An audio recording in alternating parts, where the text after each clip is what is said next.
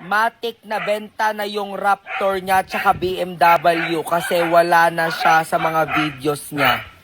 Kayo naman guys. Ito na naman tayo sa mga fake news at sa mga accusations nyo. Lagi nyo kasi akong pinapangunahan. Guys, wala naman kayo mga resibo. Paano nga yan? Kailangan ko bang ipangalandakan araw-araw na nandito pa yung mga kotse at hindi ko nirental at binili? Kasi naman po kayo, ang dami-dami niyo po kasi mga sanken.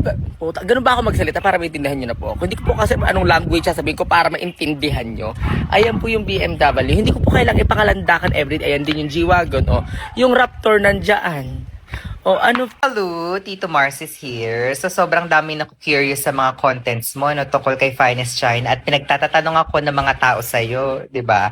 Ako lang naman yung unang taong nagtanong in public, social media, kung totoo ba talaga yung mga pag-giveaways, 1 million, challenge at chuchu, mga pinamimigay ni Finest China.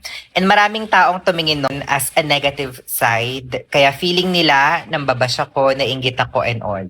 Hindi ko na-explain yung side ko dyan. I've explained it a lot of times. Hindi ako masyadong eksena dito sa TikTok kasi ilang beses na ako naban dito. Kasi nga, yung mga tao dito, ayaw nila na masyadong ganun. Kasi nila masyadong sugar-coated. Ulitin ko na naman ho, hindi ho ako naiinggit kay Finest China at hindi ko po siya sinisiraan. Ha? Yung mga sinabi ko po sa mga videos ko, yun lang naman po yung observation ko sa mga pinagkagagawa niya online. And confirmed na sugar baby po siya. Wala naman pong masama doon, di ba? Pero ayun lang, sinasabi ko lang sa inyo na kapag galing sa akin, confirmed talaga yung mga chismis na yan.